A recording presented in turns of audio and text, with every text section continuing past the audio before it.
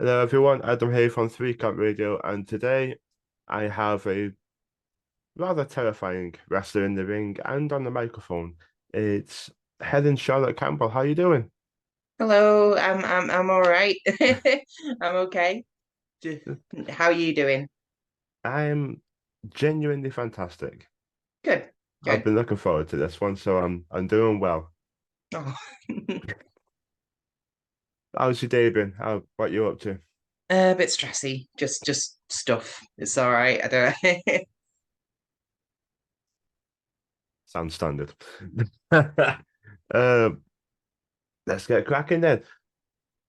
Sounds like I usually get the ball rolling with this one. I don't know if people like it or not, but what was the inspiration for you to step in the ring and start decking people, so Well, to speak? when I was a kid, um, years and years and years ago, obviously I watched wrestling like it was WCW on Channel 5 mostly because my dad thought the WWF was crap in his words, so we never watched that. It was WCW on Channel 5 initially. And then as I started growing older and got into like being a teenager and stuff, and WWE obviously took over and stuff like that, and I was getting into all that stuff. Um, and at one point, and I started like I really getting into it, and I saw a magazine on the shelf called in the shops called Power Slam. I think it was on holiday at the time. It would have been either Scotland or Wales. And it was Power Slam magazine. It had like I remember it because it had a picture of Brock Lesnar on the cover, and um it was talking about the fact he'd just gone to Japan and won the IWGP Championship. And in that issue, there was an advert for FWA training.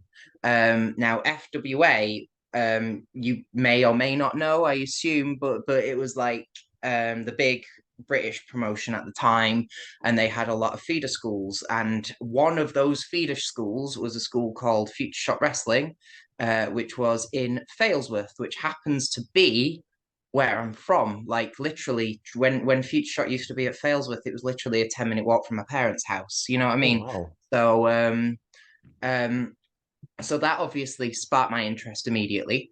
And Future Shot was about to have a show on. She likes, by the way. Future Shot was about to have a show on in Salford, in this weird pub. There's this weird pub that has like Marilyn Monroe and John Wayne as big statues on the top of it. Future Shop doesn't run there anymore. I think they only did that one show, but my dad took me down. And I was like, oh, I'd never seen like British wrestling before. Beyond my dad like going on and on about World of Sport and stuff, which I would Yeah, later really get into. Um, but I'd seen the only bits of indie wrestling I'd seen were pictures in Power Slam. Do you know what I mean? So it was a yeah. unique experience. And then week after that, I went straight to training. I started training 2 weeks before my 14th birthday, um, Wow. which so I think that's about a week ago today. Let's have a look. Yeah, it was no, not a week ago. It was late April. I think it was like let's see, 13th of May. So it must have been the 29th of April. Or maybe not leap years and stuff. I don't know. But it was definitely exactly 2 weeks before my 14th birthday. So very late April. Started training, and that's how I got into training, I guess. Wrestling, yeah. Wow. It's quite unique. So you've been Future Shock when it's been going for about how long now? 15, 16 years? Future Shock's 20th anniversary is this year. Oh wow, I'm way off. Wow. Bloody hell, it's been going for a while. Yeah. It's a quality show. I'll always it'll always have a special place in my heart for Shock for sure. Yeah, I Definitely. mean, it's home. Yeah, It's weird. They kind of raised me, not literally, but they raised me in a certain way, yeah. like the my experiences at Future Shock, were very formative and stuff like that. Yeah. Yeah, as we both know, I do promo. I don't really train there, but I do promo classes when I can. It's been a bit. I've been on for personal reasons. Haven't been for a while, but I'm Yeah. hoping to get right. I'm hoping to get back into it soon. Yeah. And like you and I have crossed paths there, Hmm. and your promos are terrifying in the Oh. nicest way possible. I remember you cut in a promo there. I was like, holy shit! Like I know we're in this like garage with like 8 or 9 other people, but holy shit! Like she's going to beat the shit out of me. Okay, you've like what was the process in creating this dark and like well yeah this dark and tight scary root of a character because you jacked as well, which helps. Well, I went through. So I wrestled for like 11 years. More than that, it's weird because I had a break in uni and then I had a break to go through all this. So if I take away the years I wasn't active, I've wrestled for about 11 years. Um, on shows, 13 if we count training, whatever. About 11 years I wrestled, and then I stopped to transition basically because I didn't, this was 2019 when I stopped. So I think Nyla Rose was either, I didn't know if she was at the time. Um, I figured there wouldn't really be like a place. So I stopped to go through this. But during that period while I was away, I'm not going to go into too much detail, but I have been through a lot of stuff. I have had to deal with violence and people like following me on the streets, and I've been attacked and stuff like that. And it kind of like to when I've had to deal with that kind of thing, I've sometimes had to go into a place where it's all business. I've got to protect myself. I just kind of, you know, essentially the character is a mix of that place where I've had to be before, and kind of taking out all the frustrations I've had to handle in those years, and like bringing them to the forefront in a way that I can't really do in day-to-day life. All there's a lot of anger and stuff that I've had to deal with, and a lot of very negative and strong emotions, and I can kind of channel them into someone who is less concerned with just social daily life and will just beat the shit out of people when they cause those kinds of problems that I've had to face. Yeah, Whereas I stormed away from the guy who followed me off the tram that time and found a corner and fucked off so he couldn't, so avoided him.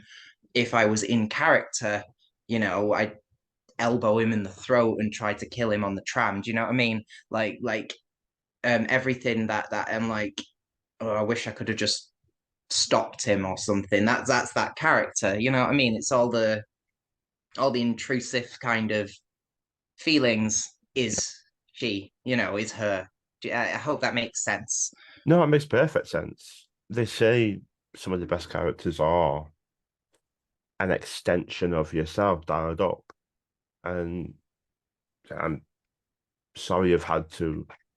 Genuinely, I'm sorry you've had to go through shit. I appreciate it, but I've kind of gone through that to explain the Yeah, character and yeah, stuff like that. But I don't want to go into too much detail regarding all that stuff. It's just that is, if you want to not know a where the problem. character comes from, that's just an important bit of context. You know what I mean?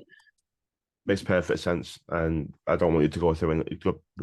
Don't want you to talk about anything you don't want to Gonna talk about. trauma dump on a wrestling podcast because that's appropriate. Yeah, don't I don't want anybody on here talking about anything they don't want to talk about. Hey, Not at all. I'm gonna quickly put this on charge because it's beeping at me. apologies for any background noise, by the way. I don't actually. Yeah, apologies for any background noise. I don't actually have. I've got Bluetooth headphones, but I don't know if they can connect to my laptop or not. So this is just the free room, and our neighbors have loud music on. So I hope that's not really coming through, but it might be, and I apologize if that's the case. Um, No Kind of Good, everything. good, good, good. Yeah, we're good. Sorted and sweet. But yeah, I mean, it's a it's an interesting story, and it's one of those stories where wrestling can change someone's life, and it's changed mine. Wrestling's definitely changed my life. Like a lot of people look at it and they see, because you mentioned earlier you hadn't seen anything like the indies. It's so different, isn't it? Like the independent scene is so different to the larger than life, the WWE, AEWs, and Impacts and all them. It's so because it's more personal, and you can tell Yeah, more of a you can tell a story, and the people are patient with you. Well, most of them. You get bad ends, but yeah, they're everywhere in life, but it's different and it's welcoming, and there's always going to be a place where you find is your home. And as you said earlier, Future Shock's your home. It's like a hmm home. It's like a home away from home, isn't it? It's, yeah. Always has been, you know. Um, yeah. I was looking back and looking through your 2023 alone, just 1 year, you have beaten the shit out of a lot of top names. Aiton Steen, Lazy Ever, Harley Hudson. Need I go on? Like these are names you can pluck out of anywhere and put next to a massive WWE star, and like, yeah, that fits. These are huge, as we've seen recently with Lacey and Victoria. Oh, Lisa Marie, um, as she's called now. But how does it how does it feel to have wrestled some great names? I mean, obviously, I appreciate whenever I'm wrestling someone who is good. It's weird because when you've been around long enough, Mm, you stop seeing other wrestlers as like stars and as like I mean they are super to be clear they are stars, but you stop seeing them in that light and they're often more like co-workers or friends or colleagues, you know. I used to get really intimidated when I was younger and I'd be wrestling someone who was like, a big name, who can I actually mention? um, so, I mean, I wrestled Rampage Brown, and but that was kind of like that was Lotto Thunder, if you know what that is. So that came out of nowhere. Like it was literally we went out there and ad libbed because it was a tournament where the fans chose the matches yeah, just before they happened. Do you know what I mean? So I would have probably been pretty intimidated by him, but I didn't have time to be intimidated by him. I just had to go out there and do my job.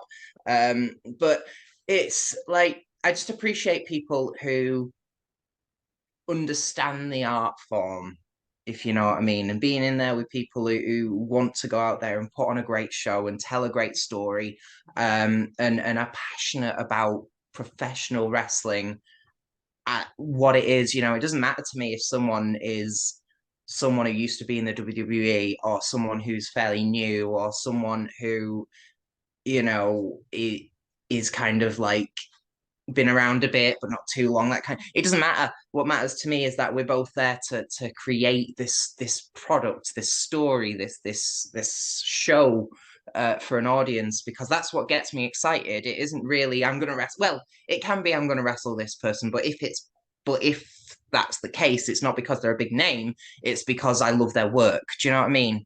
And is the case with the people I've wrestled. I've loved a lot of their things and stuff like that. So it's obviously been very exciting to wrestle a lot of those names. But at the same time, I don't have that sense of intimidation that you do when you're first starting off. Do you know what I mean? I don't see, oh, I'm wrestling this person and get all nervous and terrified. The only thing I'll be nervous about is can I put the best performance on? Can I do the best? Because everyone does get nervous, but it's less about who I'm going to be in there with and more, I want this to be the best product it can be. I want this to be the best story that I can tell, that kind of thing. I love that mentality. I love it. I, it's how it should be as well. It's exactly how it should be. It should be. I want to go out there like it's my first or last match. I want to go out there and make it the best every single time. I don't know anyone who does, but I remember. I think it was my Christ, first ever podcast. I think with Ethan Adam, Mm, and he said to me if I ever find it where the passion seems to have gone and I'm phoning it in, he wants to stop. yeah. And I understand that completely because, especially wrestling, but in any sport, anything in any sport in life, but especially wrestling because of the niche that it is, you have to be passionate about what you're doing. You have to be passionate about pro wrestling in order to do it because it is a very taxing it is sport. It's taxing on your mind, taxing on your body. You have to, but not only that, but it's the storytelling and everything as well. Mm, With the psychology in which that's one of the things I love the most is storytelling, psychology. Where's this going to go next? Why is this happening? Asking those questions and then producing something that is incredible. And that's the mindset you need to have, in my opinion. That's a perfect mindset because, like, no matter who you're in there against, all you want is to create magic. yeah. Brilliant. So, but I did see, as I mentioned earlier, Steen, one of my all-time favorites, and in the scene at the moment, the guy can do anything against anyone. But clearly, you're okay with intergender wrestling. So, like, what's your opinion? Because there are, I as mean, you it'd be a saw, bit weird if I, of all people, had a problem with intergender wrestling. I mean, right. So to me, wrestling is an art form, and because it's an art form, the only thing that matters is what kind of stories you can tell and what kind of performance you can put on. If you know, I am obviously significantly bigger than a lot of the people I'm wrestling in the women's division. That's obvious. That's not, so I play the way I wrestle, the style I wrestle is appropriate to that. I wrestle very differently to how I wrestled before I transitioned. The mm, only thing I'd really do that I used to do is throw a nasty forearm and that choke thing I do on the ropes. Everything else is completely different. I had a weird character back then. There was a big gimmick, whereas now the character is nasty and scary and all that, but she's much more human than what I used to be, which was like this big horror gimmick thing with a teddy bear and stuff like that. It was very, very over the top. Um, like where I've completely forgotten where I was going with you asking about intergender wrestling. Um, mm. yeah, so it would be a bit hypocritical if I had an issue with it. Do you know what I mean? Um, like it's just wrestling, as far as I'm concerned. Um, I hit the girls exactly the same way I hit the guys. I throw people the same way, and the only difference is what moves I can do based on whether I can lift you up for them or not. You know what I mean? Yeah. But I'm still going to whack you with a forearm. I can still throw most people, regardless of size, over my head because I am pretty strong. I won't downplay that too much. But like, yeah, it's storytelling, and as long as the storytelling is appropriate to the two people in the ring, like if I'm twice the size of my opponent, that will play into the story of the match. If I'm half the size of my opponent, that will play into the story of the match. Same with if they're the same size and their style and my style and all that. It's two characters, performers, athletes coming together, and what makes a match to me is what happens when those two unique individuals come together. If I have a match with Leah Raven, it's going to be totally different to if I have a match with Joey Hayes. You know what I mean? Yeah. Like these are different match styles and different different opponents will create a completely different match. Even if you try and tell the same structure or something, just the way you interact with each other is going to make that match completely different to that one. And that's kind of the magic of it. Because it's one thing I feel is that I've noticed. Back then, I'd wrestle someone different basically every show. You know, I would, one week Rampage Brown, like I said, next week Sam Bailey, next week Joey Hayes, and then some of those people I'd only ever wrestle once, some I'd wrestle twice, some three times, but this is over the course of like a few years. Whereas since coming back, and this isn't a complaint in terms because I love wrestling these people, but some of the people I've wrestled 3 or 4 times at this point, which it's just very unusual. I feel it hurts everyone artistically when you can't work with everyone. If you can't, because you learn something in every match and you learn something from every opponent, whether they're more experienced, less experienced. Just it makes you more complete as a performer when you can wrestle everyone. And I feel the fact that in Britain, because if you look over at American indie wrestling, intergender wrestling happens all the time. In Britain, it's a lot rarer. It does happen sometimes, but it's not as common. And I do feel like it would be great for all of us if we could all wrestle each other and we could all learn from each other and we could all tell such unique and different stories because the story I'm repeating myself now, but you know what I mean? Like it makes everyone a more complete performer if they can perform with everyone. To be clear, if people don't want to do intergender wrestling, no problem with that. That's their choice. Wrestle, you should never force someone to wrestle someone they don't want to wrestle. You might have an issue with their reasons, you might or whatever, but don't be a dick about it. I can swear, right? Don't be a cock, you know. But in my opinion, it helps everyone if you get to wrestle as many different people as possible. It does. It makes perfect sense. It's only like an artist talking to other artists about their styles. Mm. You're not gonna rip off their style, of course, but it's only like an artist going over to another artist going, oh, that's how you do that. Oh, okay, so I can do it this way and that way.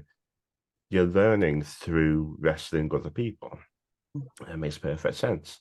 And as I've never I've never had an issue with intergender wrestling.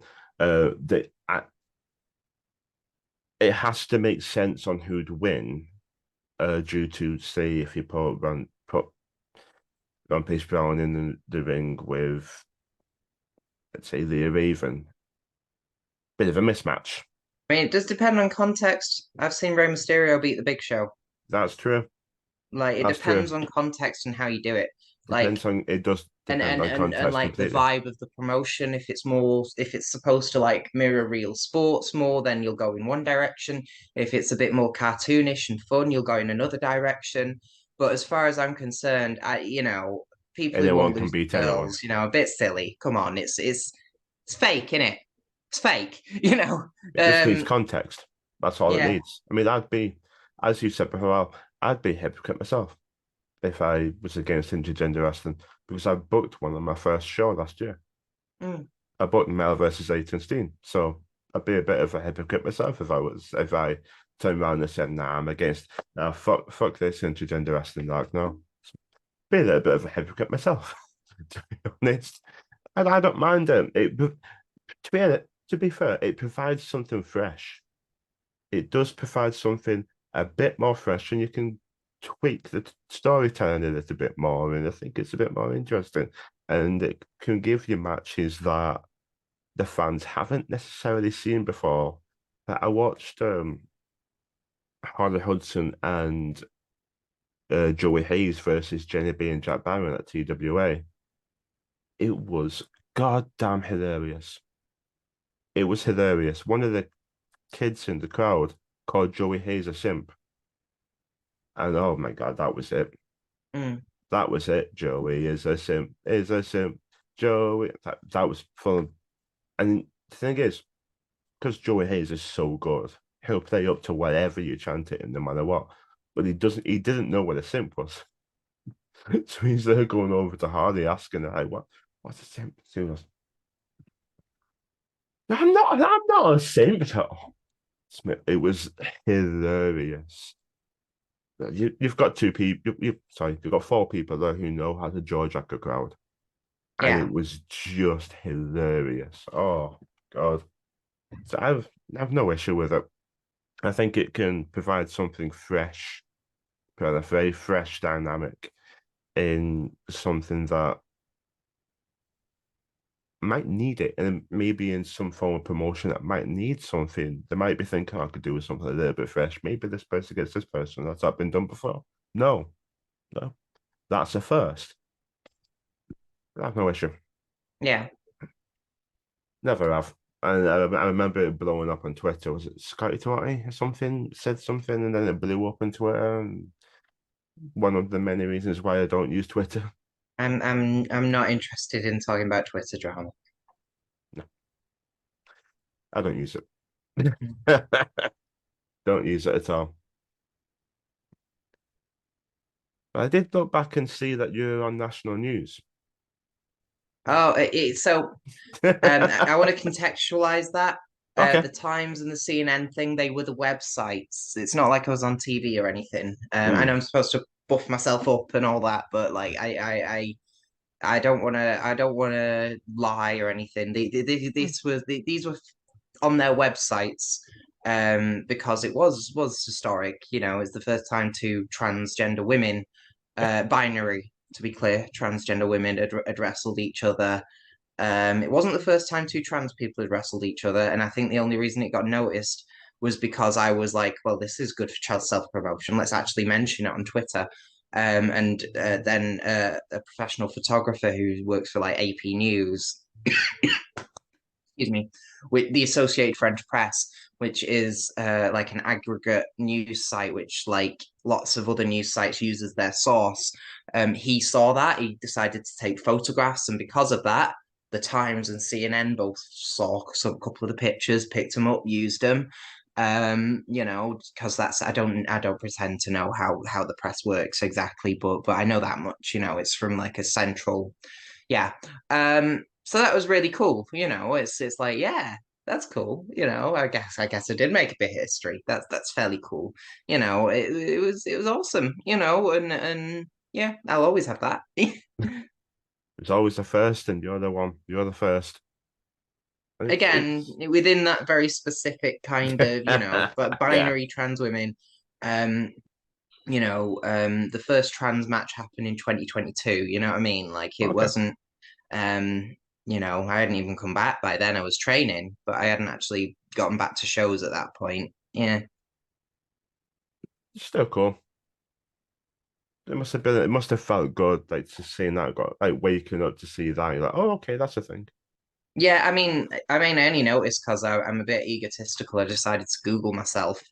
And then I was like, oh, I think this was like a week after it had gone up as well, because no one told me. You know, yeah.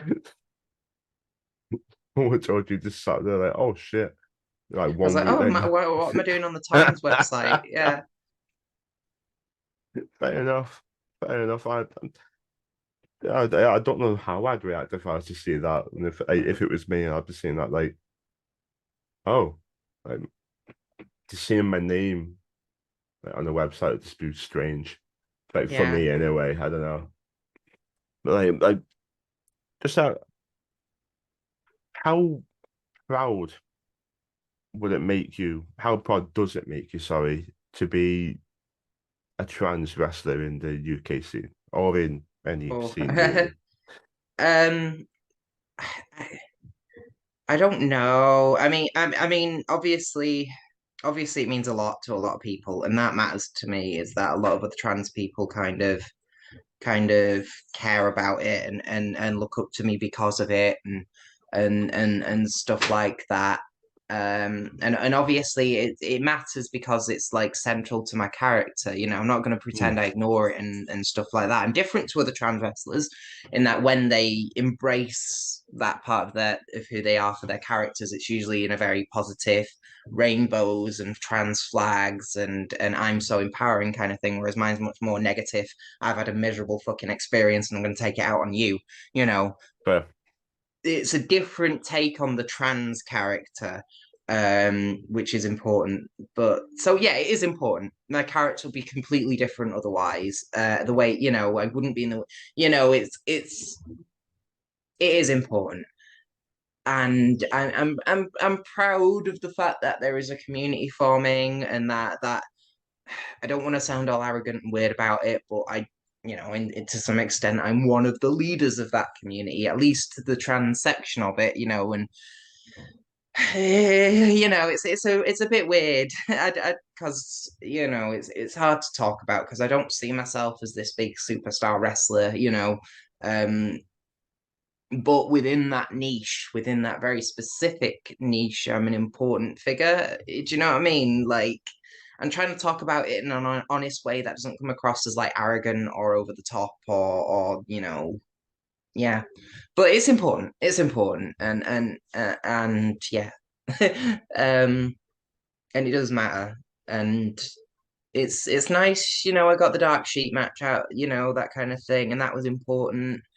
Um, there is, we do talk to each other. A lot of the trans wrestlers across the world, like I've got people I message who live in America and Canada, and and like you're probably going to ask me about it, but I wouldn't be going to America if not for our little connect network that we've got where we talk to each other and things like that. So yeah. But yeah, I'm proud. I'm proud. I want to do, I love doing pride shows. Like I love to be, even if it was a rumble spot, I loved Effie's brunch last year.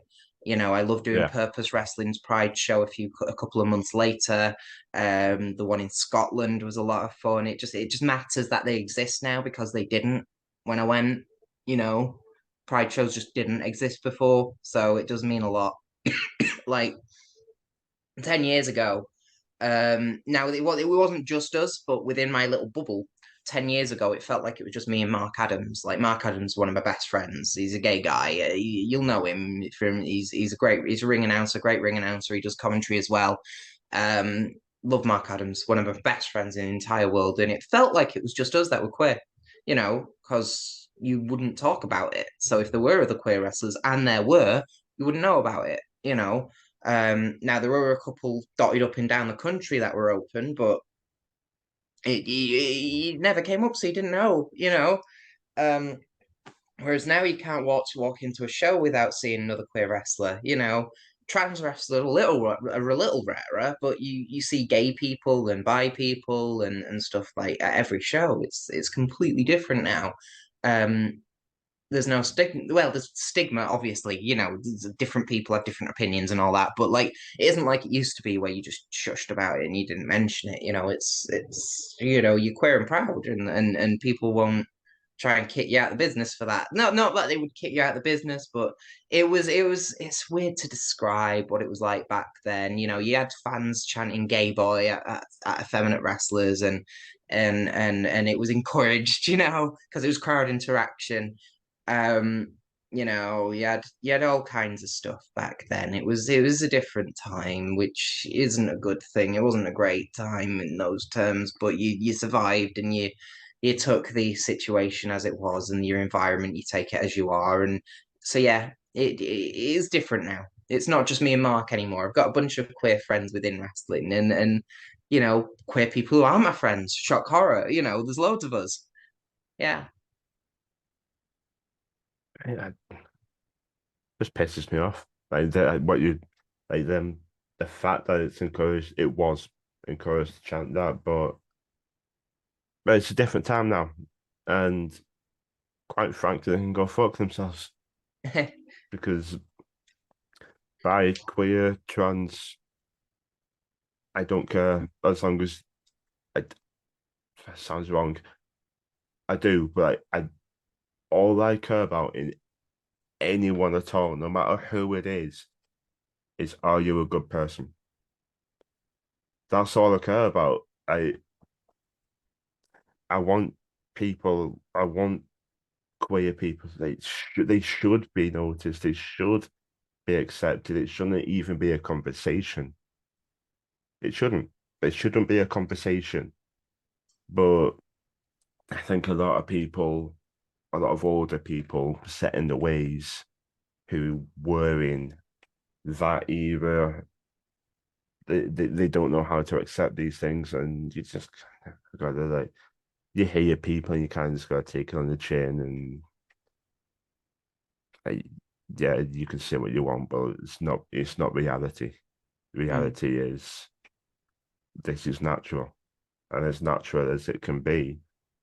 So shut the fuck up, basically. But it shouldn't be like that mm. at It- all. but yeah, yeah, things are different now. A lot of queer people, queer shows. It's cool. Yeah. I wasn't able, I don't know what I was doing. Either I was working, we had a show where I was busy. I couldn't quite, that's a while ago now. But I've got a friend, you know, Adam Nuttall.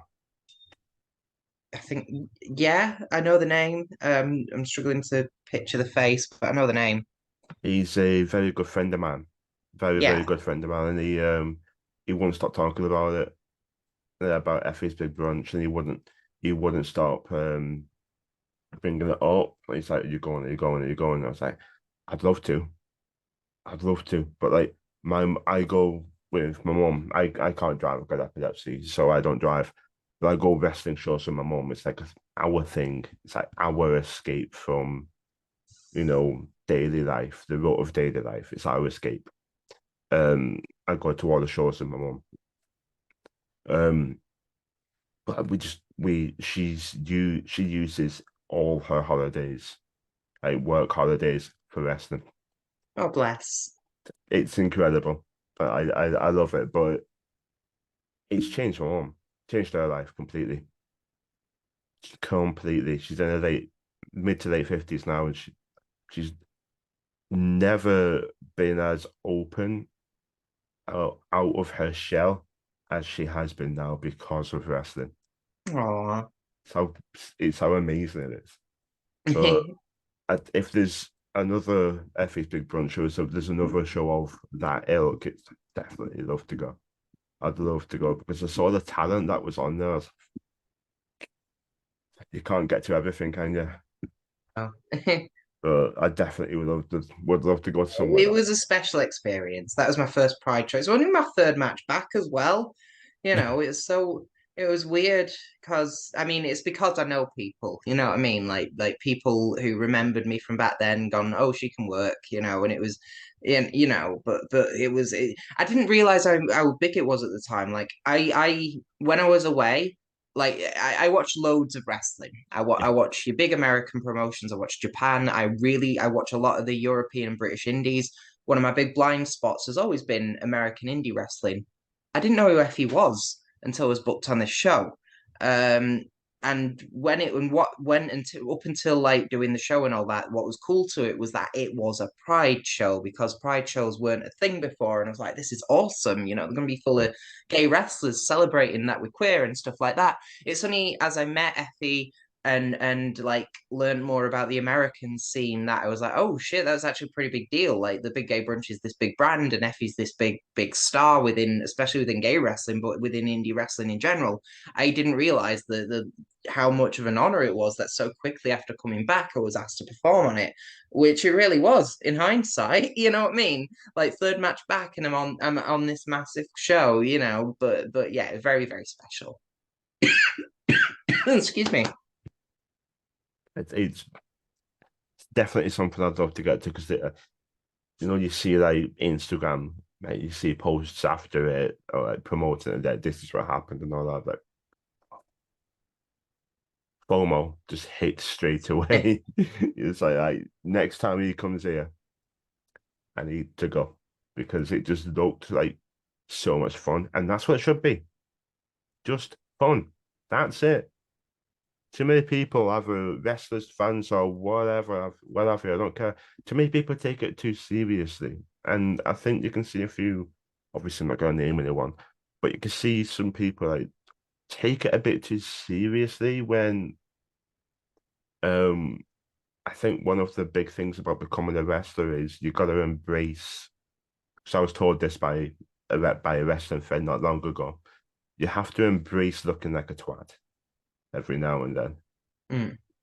You gotta I mean, just it's the have. performance art. That's part of it. You know, if you're an actor, you're gonna look, you know, at times it's performance. You can take wrestling seriously. Like it depends on context and stuff, like Yeah, any art form. But yeah. yeah, you can, and at some points I do certain points, but like, yeah, just not too seriously to the point where people don't really enjoy it because fans can tell if someone's not enjoying something, and Oh you can yeah, tell when you they are. can enjoy stuff and take it seriously. You know. Um.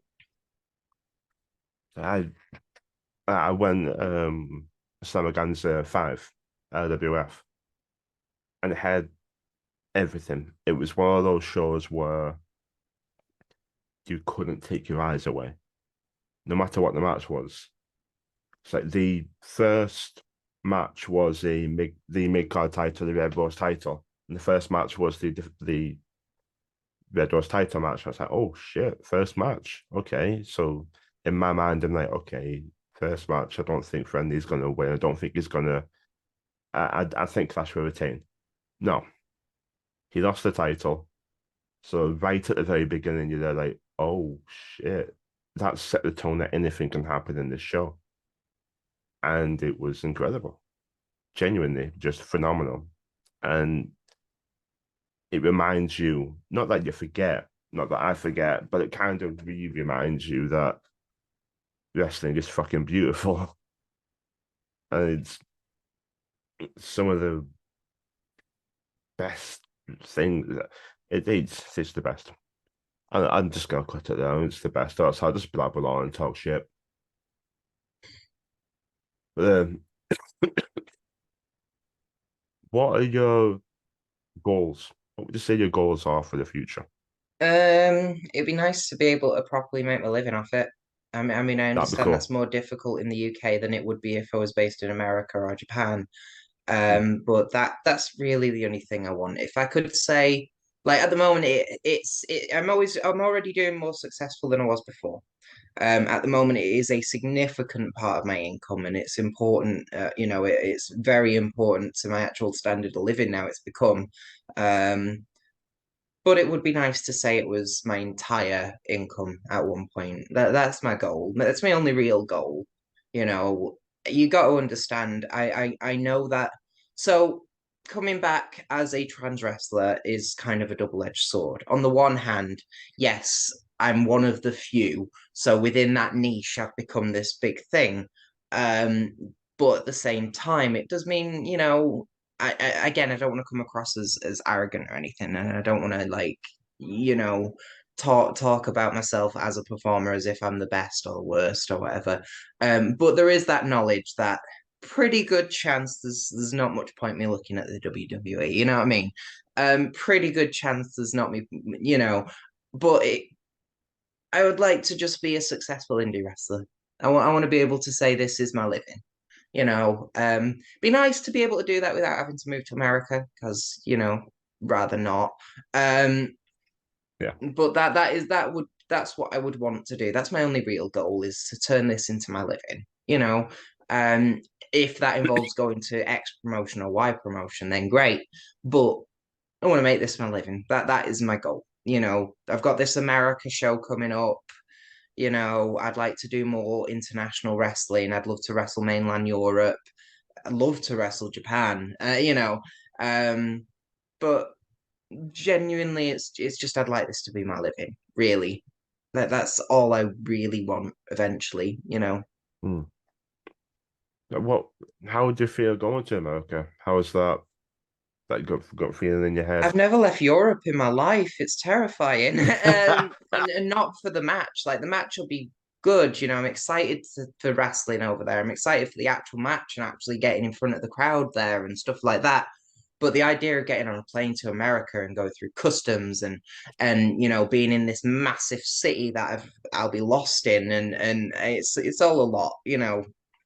Even just buying my plane tickets and getting travel insurance and was just scary to me, and it's a big thing, I've never been, the only time I planned a trip abroad myself was to Disneyland Paris like 10 years ago. And the only other times I've left the country is with college when I went to Germany and Poland with my history class. It's this is unlike anything I've done before. It's terrifying, but hopefully, be nice if it becomes normal. Maybe that's high hopes or whatever. But that would be nice if I travel the world. But again, it's all within. I just want to do this. I want wrestling to be what I can say with all honesty is my job. It's developed to the point where I can say it's a job. It's a part-time job at least. It is significantly impacting my quality of living, but it's not enough to be my only job yet. And that's what I would like it to be. I I know how you feel. I wouldn't if I hadn't done it a couple, pardon me, if I hadn't done it a couple of weeks ago, but I booked a flight to Stockholm a few weeks ago on my own to go on my own for between 2nd and 6th of July. It's scary booking that flight. It's so I know you feel. Mhm. You see, you don't pressing you you get hyper paranoid about pressing one wrong thing. Yeah, So I know how you feel. Not to America, because that's huge. That's fucking massive. But yeah, good luck to you, because that sounds incredible. It's a massive opportunity. Good thank luck you. to you. No problem at all. So, no, it would be amazing. It's a dream, isn't it? It would be amazing for you to say, this is my job. This is what I want. This is what I am doing. Not what I want to do, what I am doing. And you know what? All the best here. All Thank the you. best, because it would be amazing to see. Um, I think all I've got to say now is to roll out the red carpet, and there you go. Plug anything you want, any upcoming shows, social medias. When is this releasing? Because I've got a match tomorrow. I doubt it'll be in time for that. No. I'd have to get my calendar up, but I've got various shows coming up. Look up Future Shot, look up Off the Page Wrestling, look up This Is Wrestling. Obviously, Kitsune in America. I doubt many of your listeners will be able to travel over there, but that's happening. There's more of True Grit is happening. There's that's where I'm going tomorrow, but then they'll have announced it by then. So they've got a big Pride show coming up in July. There's other places that I can't talk about yet. It's the main thing I'd say is follow my Instagram, follow my Twitter. Anything that gets announced, I always re-put on there. Like I'll always save the picture of the match announcement and put it straight on my Instagram. I'll always retweet things on my Twitter, that kind of thing. Those are my two public Instagrams. I've got a TikTok sorry, those are my two public socials. I've got a TikTok, I guess, but I'm not very good at updating that. Never mind. And with all due respect to every fan out there, love it when you follow my public socials. Don't add me on Facebook. That's for my friends, okay? But yeah. Nicely done. Nice, and I understand. No problem at all. And thank you. You're It's welcome. a genuine pleasure. Thank you so Well, much. thank you very much. Had a lovely time. Thank you. See you next time. Ciao.